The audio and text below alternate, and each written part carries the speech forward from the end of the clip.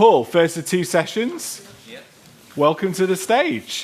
Thank you very much. Let's give Paul a round of applause. Go on.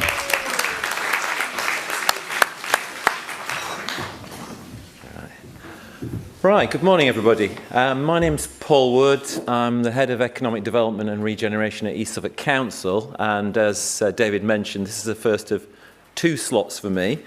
I'm going to firstly talk about energy project updates along the Suffolk coast. Probably worth pointing out now that I'm not the expert in this area, but I'm going to be covering this. We've got a member of our energy projects team in the audience, Emma Devereux, who's waving her hand there. We're happy to take any questions that can be responded to post-event. So yeah, please make use of that during the break or whenever.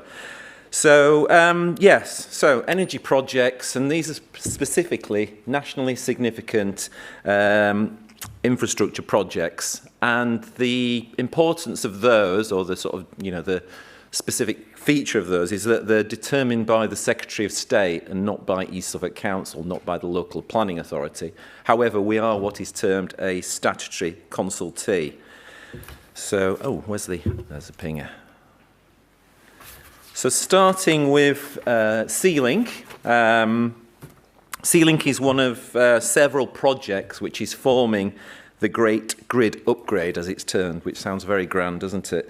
It's required to reinforce the network between East Anglia and the southeast of England.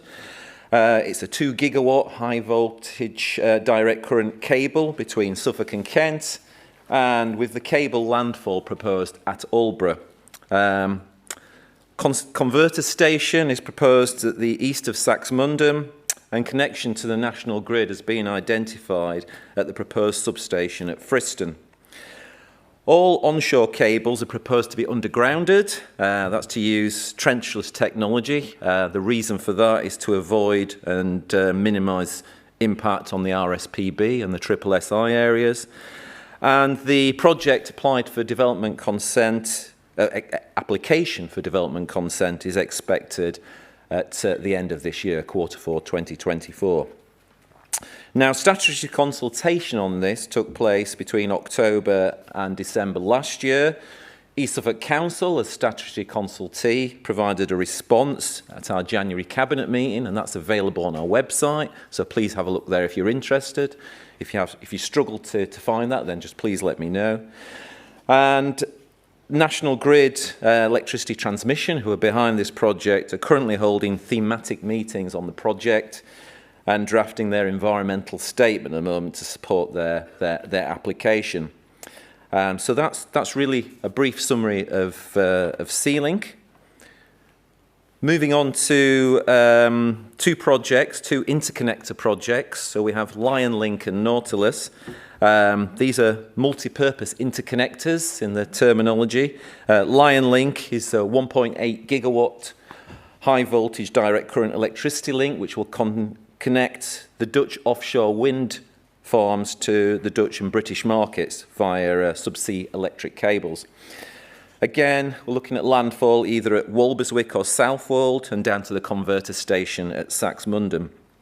Also looking at connecting to the national grid at Friston. So National Grid Ventures had non-statutory consultation between September and November last year. Again, the response from East Suffolk Council is on our website. And the application for their development consent order is expected in Q4 2025, so still a way off. Statutory consultation is due to commence in Q1 in 2025. The other multi-purpose interconnector is Nautilus. This is slightly smaller at 1.4 gigawatts, and it provides a link between the UK and Belgium. National Grid Ventures are exploring an alternative connection as well at the Isle of Grain instead of the proposed Friston substation, so that's still under deliberation. And further consultation on Nautilus is expected, but no dates are available as of yet. Then moving on to offshore wind farms and the infrastructure associated with them. As you're aware, or maybe aware, ScottishPower Renewables are the key developer off the Suffolk coast. We have got East Anglia 1, which is an operational wind farm, East Anglia 3, which is under construction at the moment, but there's also East Anglia 1 North, which was consented in 2022, and that will be 67 turbines, and East Anglia 2, which is going to be consented in 2020, which was consented in 2022 as well, which concerns up to 75 turbines. Now, East Anglia 1, East Anglia 2 and East Anglia 3 are collectively known as the East Anglian Hub. East Anglia 1 North and East Anglia 2, the development consent order decision is currently facing a legal challenge, but the proposal is for landfall north of Thorpe Ness and connection to the national grid via the new national grid substation at Friston. East Anglia 1 and East Anglia 3 have landfall at Bordsey and the connection to the national grid at Bramford. So they're the ones either fully constructed or under construction. Now and then looking at existing wind farm extensions. So there's two of these, again, off the Suffolk coast. There's the 5 Estuaries project, which is an extension to the Galloper wind farm, and then the North Falls project, which is an extension to the Greater Gabbard wind farm. Both of these will have landfall expected in Essex and connection at the new East Anglian connection node, which is part of the Norwich to Tilbury overhead line project. East Suffolk Council is engaged in relation to sort of seascape and impacts on the national landscape. And the DCO applications for these, for the 5 estuaries, is due in March this year, so this month. So that's very imminent. And North Falls is due to take place later in 2024. And that is a very brief trot through the energy projects. Obviously, the energy projects, in addition to Sizewell C.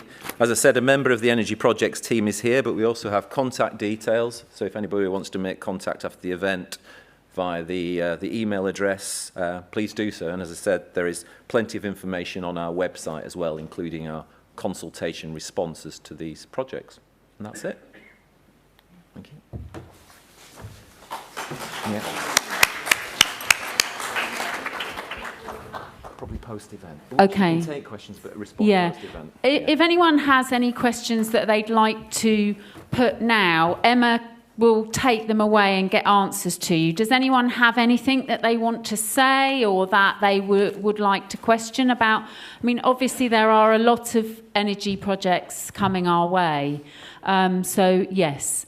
Can you say who you are? Leslie Hill, Chair of Leyston-cum-Sizewell Town Council. Paul, could I ask that these slides be sent round, please? It'd be very useful. Yeah. Thank you. Hang on.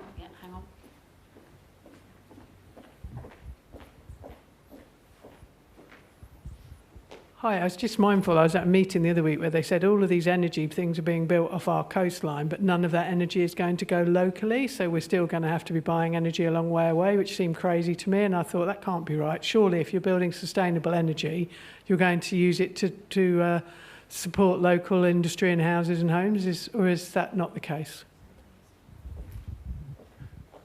I can respond to part of that, Annie, if you want. Yeah. I mean, as we mentioned, this good. I'm sorry, yeah. As mentioned throughout the presentation, the energy generation will be going into the national grid. So, you know, part of it will be used within the UK. But in terms of a more detailed answer, I'll refer to the energy projects team to come back to you on that. Hi, Paul, the guy in the green jumper at the front again. Why is it that we have all these projects? I think you listed off 5 or 6 or 7, all landing at different sites, destroying our beautiful coast. The thing that we're all in this room for is this beautiful, amazing part of Suffolk coast. And it seems to be being allowed that it's all being pretty much trashed, you know. If the Lionlink comes through, it will go pretty much straight through my campsite, right in the middle of Walberswick. Surely, you know. Yeah. All the small shops disappeared because big shops came along, you know. And I'm not actually advocating. I was just trying to think of an analogy as why is it not one massive great station where it comes on land and only a small part of Suffolk gets trashed rather than all these multiple sites all along the coast? I mean, as part of our responses to the individual projects, we've made that point a number of times about the lack of coordination between the projects and the you know, the sum of those impacts could be lessened. But again, you know, I'll refer to the energy projects team because they're specialists in this area. And again, you know, you can look at our responses as well to consultation where that's been raised as well. But yeah, it's a valid point, a very valid point, one we've made ourselves. Oh, one last question.